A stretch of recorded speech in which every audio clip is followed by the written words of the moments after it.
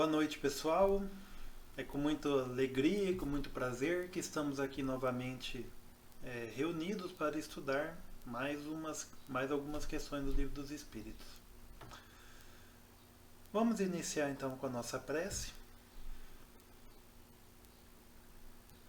agradecendo a Deus, nosso Pai amoroso, por mais uma oportunidade de estarmos juntos aqui reunidos, estudando os ensinamentos transmitidos pelos Espíritos, os ensinamentos do nosso Mestre Jesus, e já rogando aos bons Espíritos, aos mentores da nossa casa, do Centro Caibar, que nos inspirem a todos no entendimento, na compreensão desses ensinamentos e que, acima de tudo, possamos aplicá-los nas atitudes do nosso dia a dia. Que assim seja. Então, pessoal, hoje nós vamos dar continuidade ao estudo do Livro dos Espíritos, que fazemos todas as segundas-feiras, às 8 horas. Eu vou apresentar slides, ok? Então eu vou diminuir a tela um pouquinho aqui da minha câmera, que vai nos auxiliar aqui nesse estudo de hoje. Então, só para nos situarmos, nós estamos na primeira parte do Livro dos Espíritos, que é o estudo das causas primárias. Estudamos já os temas de Deus, dos elementos gerais do universo, e estamos estudando hoje o tema da criação. Na semana anterior, conversamos sobre o povoamento da Terra, a diversidade das raças humanas, e hoje estamos falando de pluralidade dos mundos. Ou seja, Kardec está percorrendo, indagando aos espíritos um raciocínio que vem de Deus, e ele está chegando até agora na vida humana, no povoamento da Terra, na diversidade, e agora ele está na hora de perguntar sobre outros mundos, ok? Esse é um tema, pessoal, muito profundo. Faz parte das grandes indagações dos seres humanos, desde quando nós nos conhecemos, começamos a caminhar aqui, que temos registro na nossa história. Quem somos nós? Estamos sozinhos no universo? Essas questões do Livro dos Espíritos vão responder a esse tipo de questionamento que nós temos. Eu vou fazer uma dinâmica que eu vou mostrar a todos vocês, a todos nós, né, as questões. Vamos ler então todas as questões, todas as respostas. E depois a minha proposta é fazer uma sequência de raciocínio para tentar embasar o nosso conhecimento e nosso entendimento acerca dessas questões, ok? Então, a primeira questão, questão 55. São habitados todos os globos que se movem no espaço? Resposta dos espíritos: sim. E o homem terreno está longe de ser, como supõem, o primeiro em inteligência, em bondade e em perfeição. Entretanto, há homens que se têm por espíritos muito fortes e que imaginam pertencer a este pequenino globo o privilégio de conter seres racionais. Orgulho e vaidade. Julgam que só para eles criou Deus o universo. Pessoal, olha que pergunta e olha a resposta que nós recebemos. Os globos que estão no universo, que estão no espaço, são habitados? Sim. E imaginar que só a Terra contém vida é uma grande forma de orgulho e vaidade. Uma resposta muito direta e muito dura dos espíritos para nós. Porque nós nos julgamos ser os detentores, os privilegiados de Deus nesse universo. E mais para frente nós vamos ver que tamanho de universo é esse. Mas continua com a nota de Kardec. Deus povoou de seres vivos os mundos, concorrendo todos esses seres para o objetivo final da providência.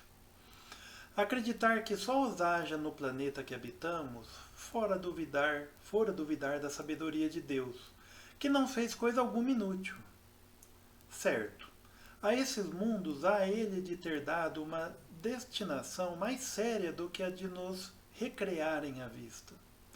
Aliás, nada há, nem na posição, nem no volume, nem na constituição física da Terra que possa induzir a suposição de que ela goze do privilégio de ser habitada, com exclusão de tantos milhares de milhões de mundos semelhantes. Ou seja, na nota de Kardec, ele reforçou a resposta dos espíritos. Deus não faz nada de inútil. Se tem tanto espaço, tantos orbes, tantos globos povoando o universo, por que não ter vida lá? Ok? Dando sequência às questões, a questão 56 é a mesma constituição física dos diferentes globos? E a resposta dos espíritos, não, de modo algum se assemelham. Questão 57. Não sendo uma só para todos a constituição física dos mundos, seguir-se-á tenham organizações diferentes os seres que os habitam? E a resposta, sem dúvida. Do mesmo modo que os vossos peixes, que no nosso mundo então, os peixes são feitos para viver na água e os pássaros no ar. Então, nessas duas questões, Kardec aborda assim: ok, ele recebeu a resposta que sim, todos os globos são habitados. E aí ele formula perguntas no sentido de são todas as vidas iguais? E a resposta também é muito clara: não, não são.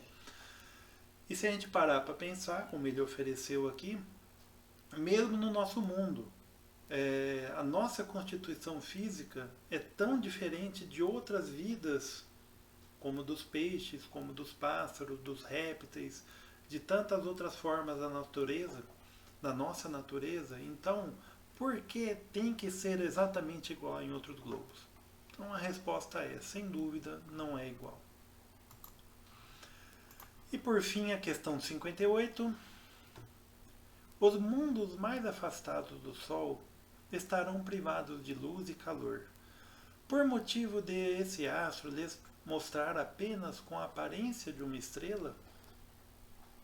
E a resposta de Kardec: pensais, então, que não há outras fontes de luz e calor além do Sol, e em nenhuma conta tendes a eletricidade, que em certos mundos desempenha um papel que desconheceis, e bem mais importante do que lhe cabe desempenhar na Terra?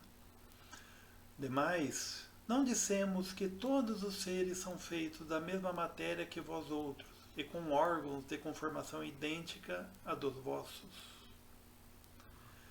Bom, aqui Kardec está dizendo o seguinte: tem planetas, né?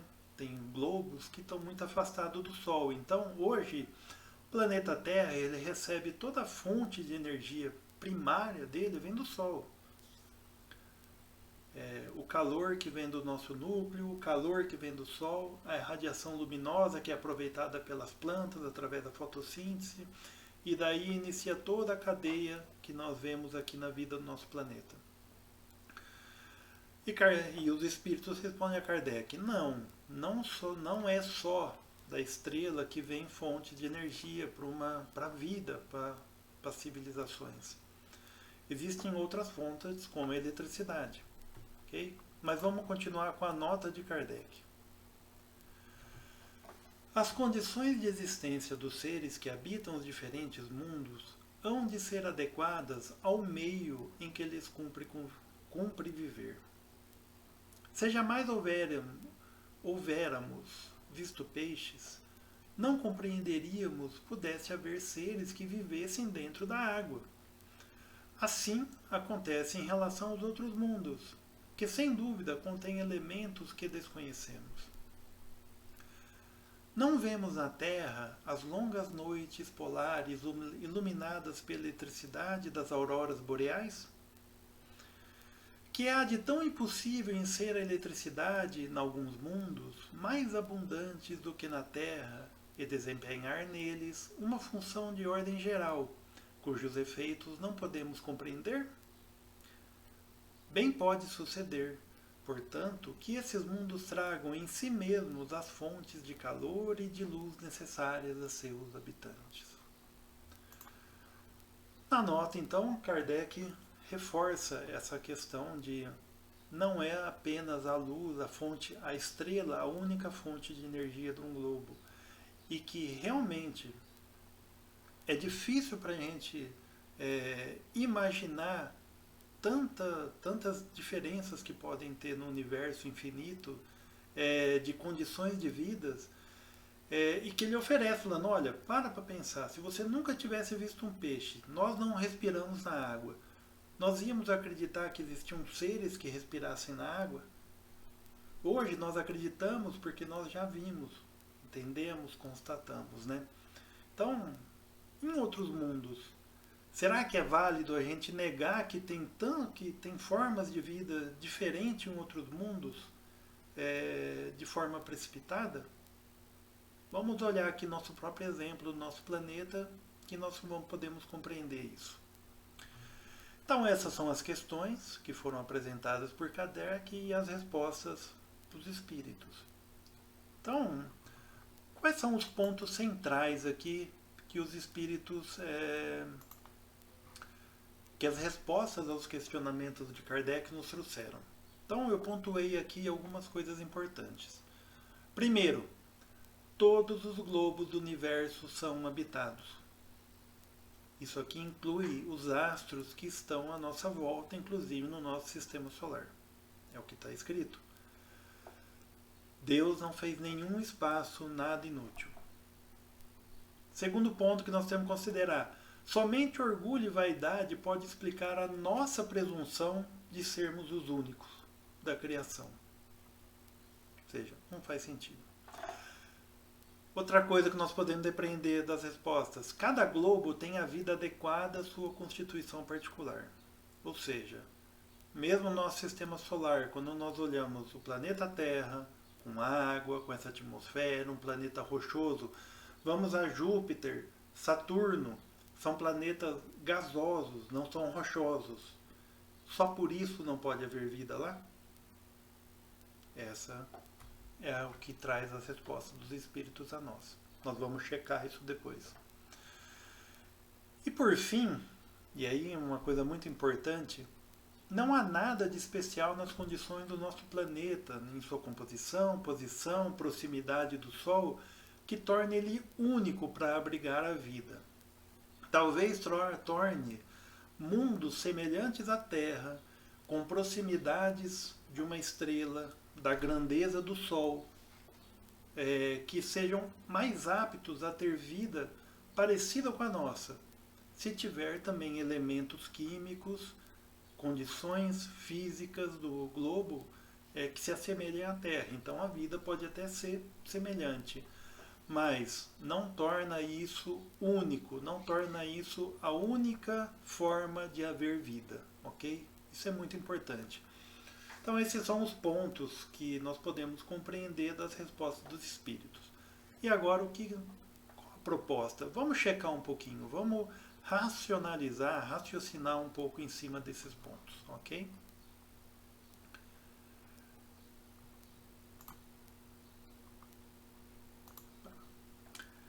Acho que a primeira pergunta que nós temos que nos fazer é: nós temos dimensão do quão grande é o nosso universo? Porque nós conhecemos bastante o nosso planeta. Nós entendemos que ele é vasto, ele é grande, mas e o restante? Nós sabemos, nós conhecemos hoje o nosso Sol, uma estrela grande. Nós conhecemos o nosso sistema solar, outros planetas. Júpiter, o maior deles, enorme, cabem quase 1000 terras no volume que Júpiter ocupa no espaço. Mas é só isso?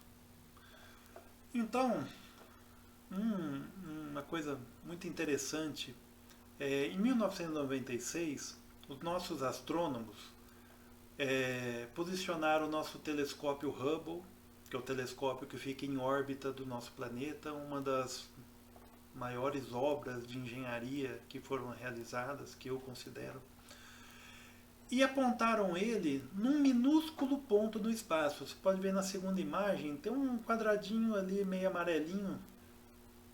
É um ponto que os astrônomos há muito tempo observam. Nós observamos o céu, desde Galileu, quando ele inventou o telescópio, e esse ponto particular do céu, que é do tamanho de um grão de areia. Se você esticar o braço assim, é descrito como de um tamanho de um grão de areia, que aparentemente não tinha nada lá, estava vazio, tudo escuro.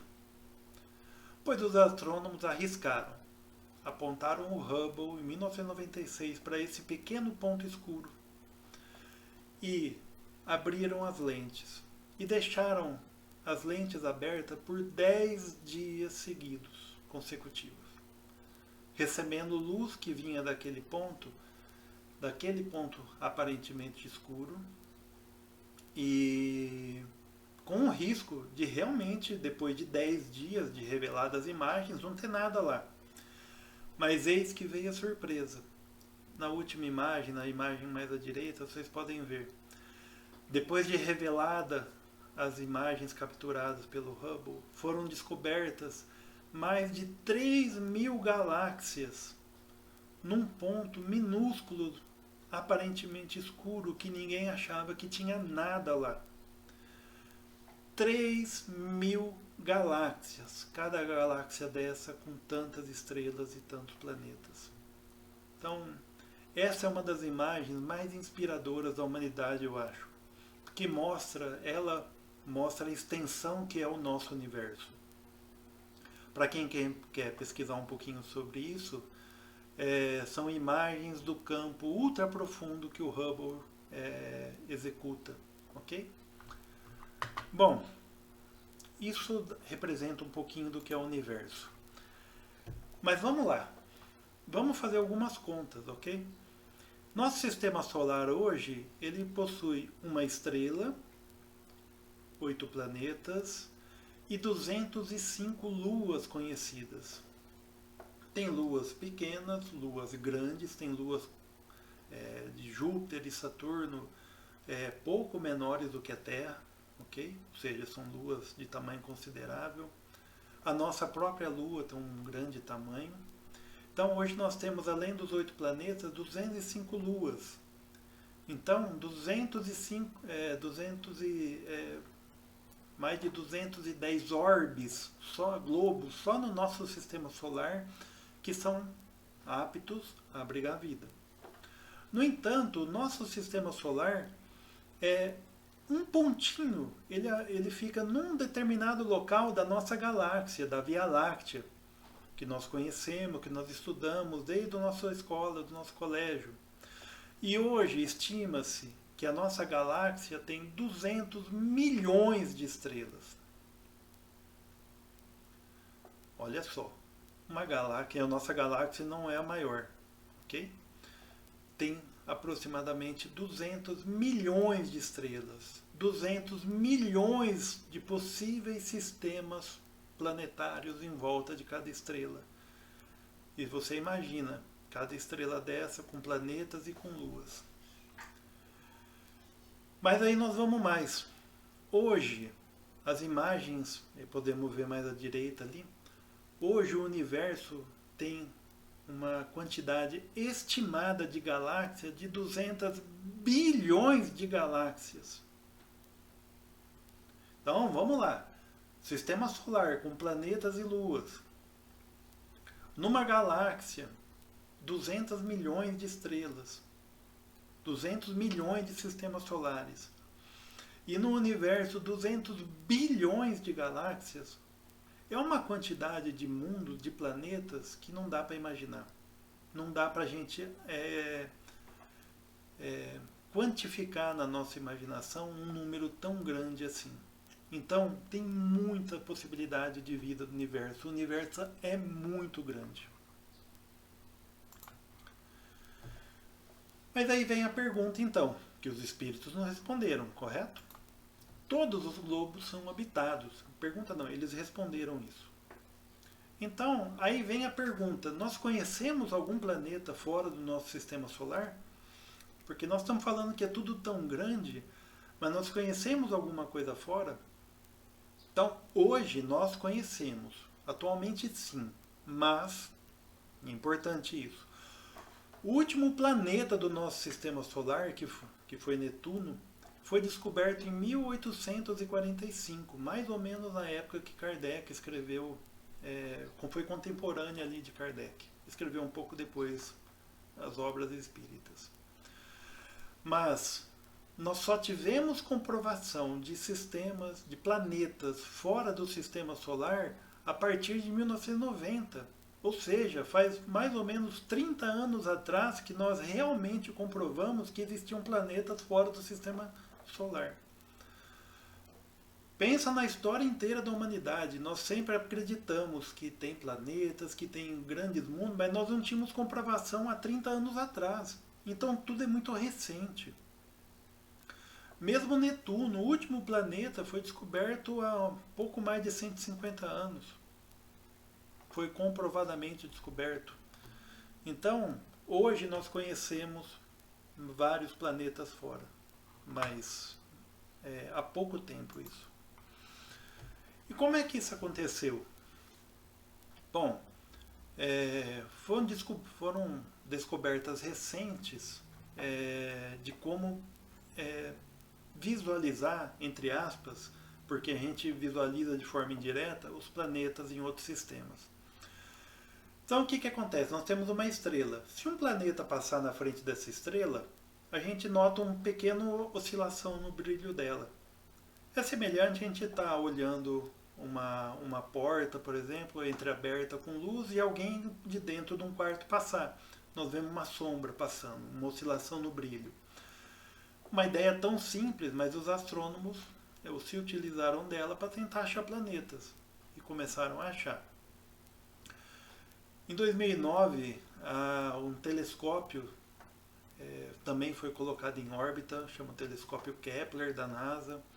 Foi feito exatamente para detectar variações de brilho em estrelas. E desde então ele descobriu, só o telescópio Kepler, 2.600 planetas.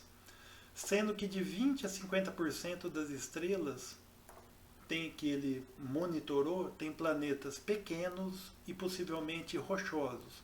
Por que rochosos é importante? Porque hoje a ciência acredita que achar vida humana é mais provável em ambientes que se assemelhem às condições da Terra, que é um planeta rochoso. E estima-se, essa notícia que está aí embaixo desse Sol, é da Scientific American Brasil, que existem só na nossa galáxia, nessa galáxia aqui, que é uma entre as 200 bilhões de galáxias, só nessa aqui, até 6 bilhões de planetas semelhantes à Terra. Então, gente, tudo isso é muito grande. É muita coisa.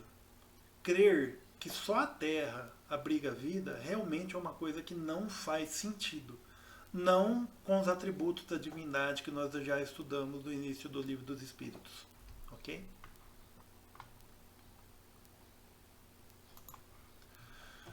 Bom, mas aí vem uma questão. Não é só encontrar novos planetas, né? E a vida? Então, encontrar planetas é um passo. Mas e vida? E vida inteligente? Nós encontramos? Então hoje, como é que nós procuramos vida em outros orbes, em outros globos, como o Livro dos Espíritos nos respondeu? Nós temos uma ciência hoje que é a exobiologia ou astrobiologia, que é uma ciência que atualmente a NASA possui Instituto Astrobiológico e outras agências espaciais do mundo também possuem, que investigam vida e condições de vida e como uma vida pode surgir e progredir nos diversos mundos que nós estamos mapeando. Naqueles 2.600 planetas hoje conhecidos pelo telescópio Kepler, tem como medir constituição física, que elementos químicos são feitos aqueles planetas. E essa ciência, a astrobiologia, ela estuda como uma vida pode se desenvolver nesses planetas.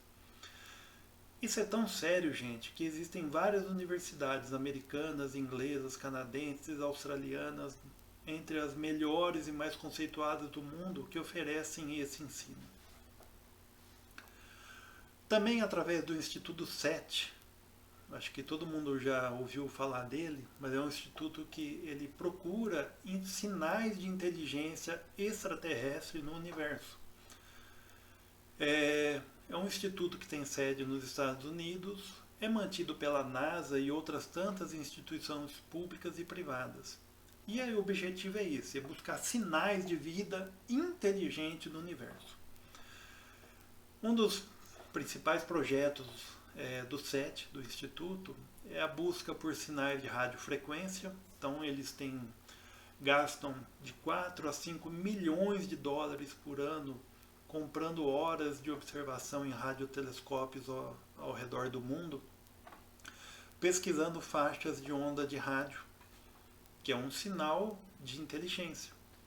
Por exemplo, nossas transmissões de TV, todas as ondas de rádio que nós circulamos aqui pelo globo, elas escapam para o espaço e podem ser detectadas por outras civilizações. Então, o raciocínio do SET é simples. Ok, se nós fazemos isso, uma vida inteligente em outro lugar talvez também faça isso e nós possamos captar aqui. Ok? Além disso, nós também, para a procura de vida, enviamos muitas sondas a vários planetas e luas do nosso sistema solar. Aí embaixo tem alguns exemplos. Nós já enviamos sondas para o Sol, para Mercúrio, para Vênus, para Marte, para Júpiter, para Saturno. As mais famosas, que são as Voyagers, já passaram por Plutão, por outros sistemas e estão hoje, Voyager 2, fora do sistema solar, da influência do Sol. Nós estamos prestes a encontrar sinais de vida. Vida microbiológica. Principalmente em Marte e em Vênus, em algumas luas, a expectativa é que essa descoberta é iminente.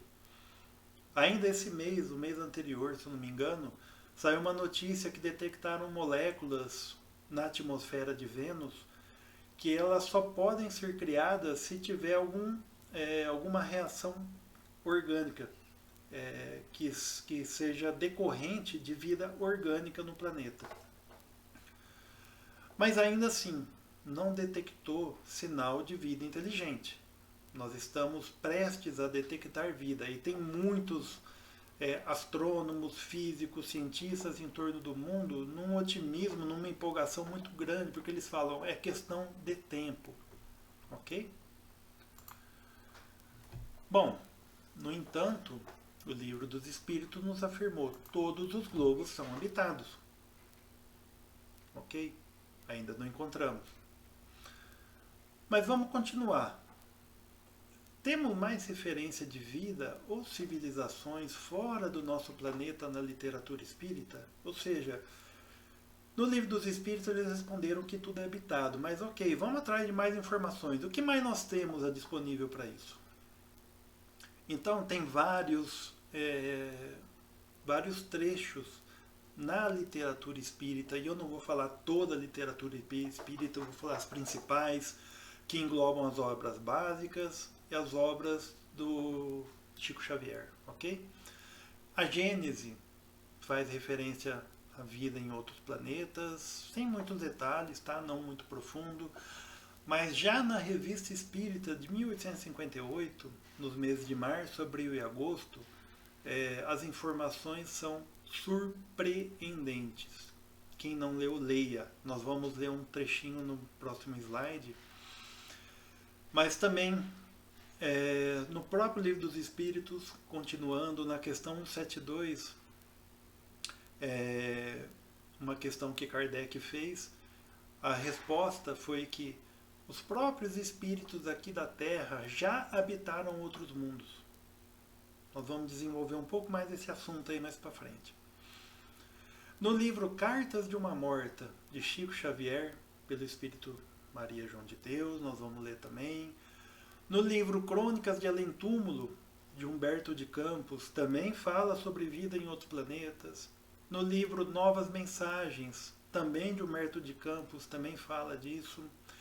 E, finalmente, no livro que eu acho que muitos de nós conhecemos, A Caminho da Luz, de Emmanuel, também fala disso. Bom, Revista Espírita de 1858. O que é a revista, o que Kardec nos trouxe aqui? A Revista Espírita era um periódico onde Kardec fomentava o estudo espírita entre os diversos estudiosos da época, e ele colocava tudo isso numa revista. Então tem revelações aqui, textos surpreendentes, bastante surpreendentes. Então, quem que ele um dos trechos, um dos textos que Kardec nos trouxe foi através da evocação de um espírito que chama Bernard Palissy. Eu não sei como se fala direito o nome dele, ok? Mas ele foi aqui na Terra um oleiro, né, que viveu no século XVI, e que, na evocação que Kardec fez, ele afirmava que estava vivendo em Júpiter. E Kardec colocou na Revista Espírita. E eu vou colocar alguns trechos. Eles nos ensinam que todos os mundos são habitados por seres corporais, apropriados à constituição física de cada globo. Presta atenção, está lá na Revista Espírita. Mundos habitados por seres corporais, não só espirituais, e adequada à constituição de cada globo. Outro trecho interessante. Segundo os espíritos, o planeta Marte seria ainda menos adiantado do que a Terra. Os espíritos ali encarnados parecem pertencer quase que exclusivamente à nona classe. Pessoal, palavra-chave: encarnados no planeta Marte. Vamos chegar lá. Vamos continuar. De todos os planetas, o mais adiantado sob todos os aspectos é Júpiter. A conformação do corpo é mais ou menos a mesma daqui, porém é menos material, menos denso e de uma maior leveza específica. Sendo mais depurada a matéria que lhe é formado o corpo, dispersa-se após a morte sem ser submetida à decomposição pútrida. Dispersa-se após a morte, ou seja, habitantes encarnados em Júpiter. É isso que está escrito na Revista Espírita, ok? São revelações e trechos, mais uma vez, leiam, são surpreendentes e está na obra de Allan Kardec. Mas onde mais aparece? Sobre outras civilizações. No livro Cartas de uma Morta, esse livro foi escrito, são cartas psicografadas através de Chico Xavier pela mãe dele, a Maria João de Deus, onde ela revela as belezas de Saturno e fornece informações sobre o planeta Marte também. Estão aí citados os trechos. Ou seja, a própria mãe do Chico escreveu cartas a ele, que ele mesmo psicografou e reuniu num livro em 1930 e foi publicado, falando de Saturno e de Marte. No livro Novas Mensagens de Humberto de Campos, ele apresenta caracteres e esclarecimentos sobre Marte. No livro Crônicas de Além Túmulo, ele descreve nesse livro uma reunião de espíritos que habitam planetas do nosso sistema solar, aí nesse caso espíritos e não seres encarnados, que não têm essa capacidade de se deslocar de um plano ao outro. Okay? E aí chegamos no livro A Caminho da Luz, onde Emmanuel revela como extraterrestres, oriundos de diferentes mundos da constelação do Cocheiro, que nós conhecemos hoje aqui na Terra, a ciência conhece, do sistema da estrela Capela, também conhecida pelos nossos astrônomos, chegaram à Terra e se miscigenaram com os habitantes do planeta, impulsionando sua evolução.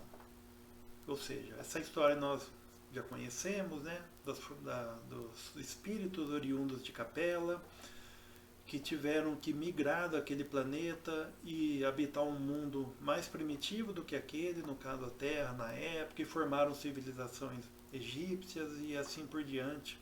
Não precisamos entrar em detalhe disso, porque senão a gente alonga muito. Mas então, a literatura espírita está farta de material mostrando o como nós temos descrições de vidas em outros planetas. Ok? E aí vem a pergunta, gente. Nós estamos falando, Kardec falou de vida em Marte, de vida em Júpiter e em Marte. Ele escreveu na Revista Espírita, o mesmo codificador que a serviço dos espíritos escreveu as obras básicas. Ok? Como explicar então? E eu mostrei lá que nós estamos à procura desses seres.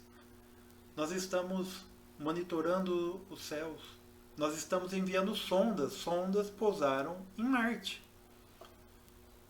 Retiraram amostras do solo. Caminharam pelo planeta.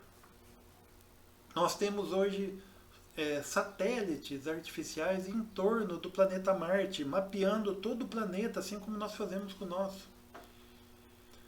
Como explicar então que nós não achamos essa vida? É uma pergunta importante para se fazer. O Espiritismo, ele tem também por objetivo não só a reforma moral do homem, mas fazer a união de ciência e religião. Então, uma pergunta justa.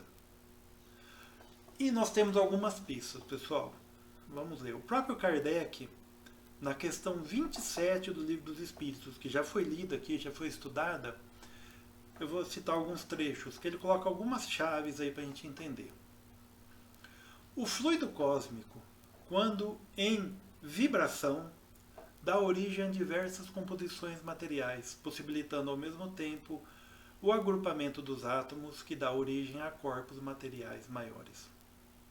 Então, quando em vibração.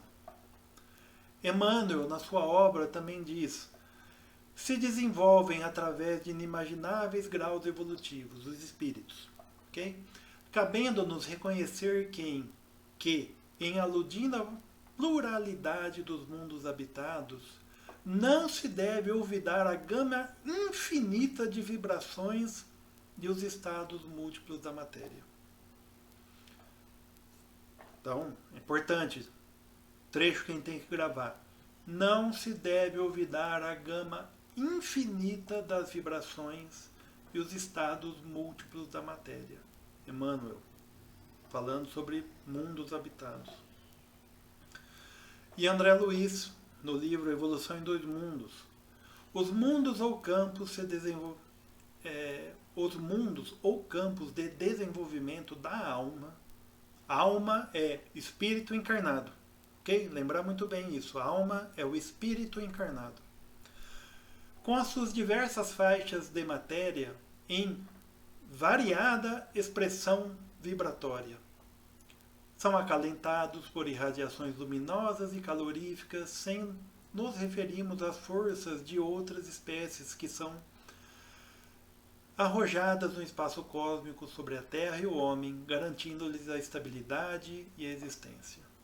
Livro Evolução em Dois Mundos. Então, aqui André Luiz falando, outro benfeitor que escreveu uma obra que nos auxilia tanto sobre as a variada expressão vibratória. Ou seja, parece que a palavra-chave aqui é: a nossa matéria não é só isso que nós conhecemos. Não é só esses elementos químicos, não são apenas esse tipo de constituição.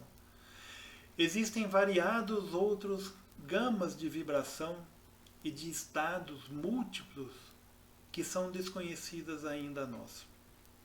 Aí a pergunta é: são mesmo? Vamos olhar um pouquinho. Qual que é a direção da ciência do futuro, então? Porque ali a chave está o seguinte: por que nós não... Porque nós estamos procurando algo que seja material como nós conhecemos. E a obra espírita está afirmando que tem vida em toda parte. E a ciência não está encontrando. E ali foi dado a chave. a vibração e os estados múltiplos da matéria. O que a ciência sabe sobre isso? Pessoal, nós estamos aqui não falando de conhecimento que nós aprendemos na escola. Aqui nós estamos no limiar do conhecimento humano. Nós estamos falando de teorias físicas avançadas que ainda não estão prontas e estão num debate fervoroso. Para quem acompanha isso, eu acompanho, eu gosto muito disso.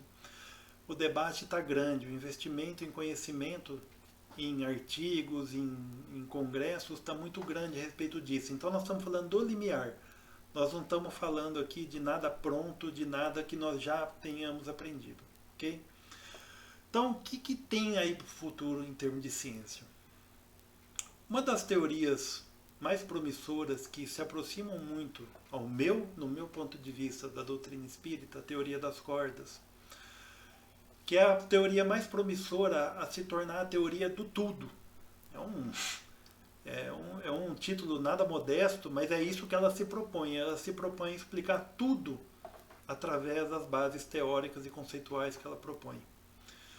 E ela fala de minúsculas cordas, independente do que é isso, tá? Isso demandaria muito tempo aqui. Mas de minúsculas cordas na escala de Planck, que é a menor dimensão conhecida hoje, teórica, no universo. Mas aí vem a chave. Cordas que vibram em diversas formas para formar partículas do universo visível. E para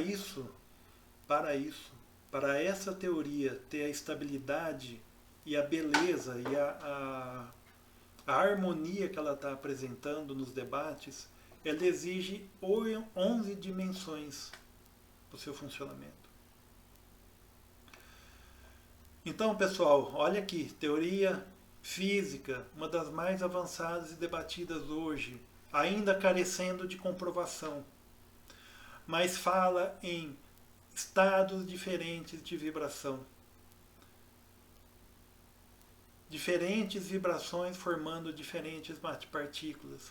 Diferentes partículas são matérias em estados diferentes. E mais, ele fala que existem mais dimensões, por enquanto, no campo matemático, do que as 3 dimensões que nós conhecemos. Esse é o limiar da ciência hoje, é o topo, ainda está sendo discutido. E decorrente disso, já tem algum tempo o debate de universos paralelos. Michio Kaku é um dos maiores físicos teóricos da atualidade. E ele propõe isso. Ele é um defensor da teoria das cordas. E uma das consequências da teoria das cordas, que está sendo estudada, inclusive por Brian Greene, é outro físico muito bom, muito ativo na divulgação da ciência nos Estados Unidos, que falam em universos paralelos.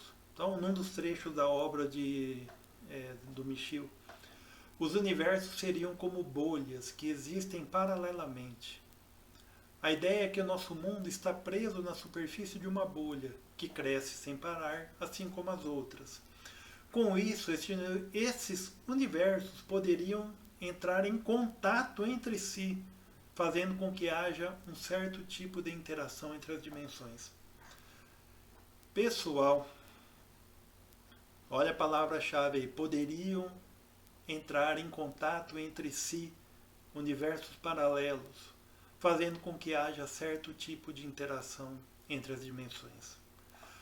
Acima, cordas, minúsculas partículas do tamanho do comprimento de Planck, que é a menor dimensão imaginada hoje pela física teórica. É uma dimensão obtida por outras constantes fundamentais. Eu até arrisquei a colocar ali, eu tenho que me segurar para não colocar um pouco do que eu acho e não do que eu sei. Mas eu arrisquei colocar minúsculas cordas, partículas de fluido cósmico universal. Será? Será que essa teoria não está chegando muito perto do que os espíritos nos revelaram há mais de 150 anos? De estados vibracionais, de espíritos que, através da sua vontade, modificam as partículas do fluido cósmico universal para formar matéria, nos vários estados possíveis de matéria. O perispírito também é uma matéria, de uma forma mais etérica, menos densa. Então, pessoal, qual que é o meu recado aqui? Nós estamos no limiar de um conhecimento e, portanto, nós não temos respostas todas prontas para tudo. E aí, qual que é a conclusão, então, sobre isso? E aí eu evoco uma frase escrita no Ensino Aprofundado da Doutrina Espírita, da FEB, volume 5. É um livro muito bom, onde ele aprofunda muito, é diferente do ESD, né, que é o Ensino Sistematizado da Doutrina Espírita. O EAD é o ensino aprofundado, então ele vai fundo em várias questões e ele escreve: o Espiritismo afirma que há vida em outros mundos. Teoria que é aceita pela maioria dos cientistas. Todo mundo acredita que tem vida lá. A maioria acredita. Não todos, a maioria. Ainda que careça de conformação. Mas é lógico, faz sentido crer que exista vida em outros locais. No entanto, pessoal, tal constatação pertence ao futuro, talvez não muito distante. Ou seja, nós chegamos no nosso topo de conhecimento, no nosso limiar do conhecimento teórico. Esse assunto é um assunto muito difícil de ser comprovado ainda nesse momento. Então isso pertence ao futuro. Mas nós temos as bases para tudo isso já. Eu entendo que a física, que a ciência está se aproximando para comprovar que os espíritos já nos disseram há tanto tempo. Mas aí o mais importante, para finalizar, pessoal, ok, isso é muito legal, muito bacana estudar isso, se conhecer, eu gosto muito disso, me aprofundo nisso, mas o que isso é importante para a minha vida? O que isso me torna melhor? Como é que isso me torna melhor? Porque as obras básicas de Kardec, o Espiritismo é feito para nos tornar pessoas melhores. O que isso nos torna melhores? E aí, alguns pontos para a gente pensar. Talvez nos torne menos orgulhosos e vaidosos por saber que não estamos sozinhos. Não só sozinhos pelas inúmeras esferas espirituais que circundam o planeta Terra, que nós lemos em tantas obras, mas cada um desses outros mundos que a gente não conhece ainda bem, mundos tão distantes e ainda desconhecidos, numa quantidade inimaginável, e cada um desses mundos também com muitas esferas espirituais complexas. Isso tem que nos tornar menos vaidosos e orgulhosos e falar, gente, tudo isso é muito grande. Eu faço apenas parte disso. Eu não sou o mais importante. Eu não sou o único.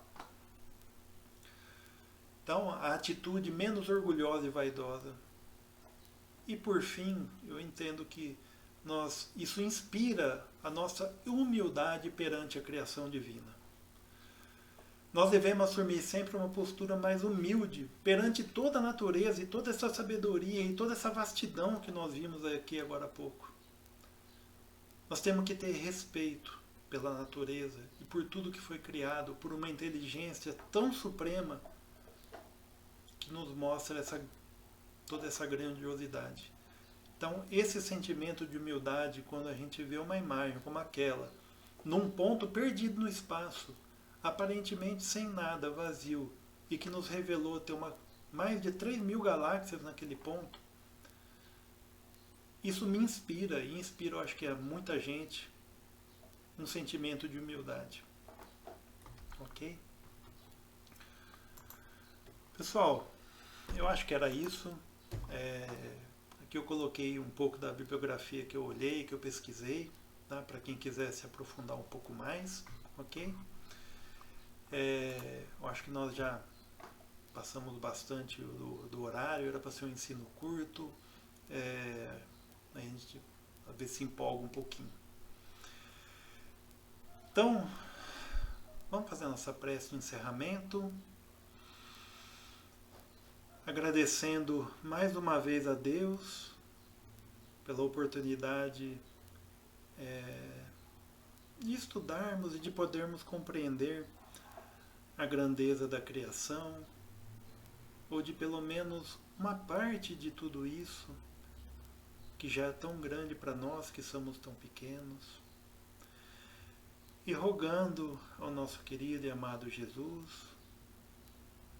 que nos inspire sempre a sermos mais humildes, menos orgulhosos, a pensarmos na vida, em todo esse universo, como uma obra maior, uma obra do nosso Pai, uma obra que nos compele a continuar evoluindo, evoluindo, evoluindo no caminho da perfeição que um dia vamos chegar. Que assim seja.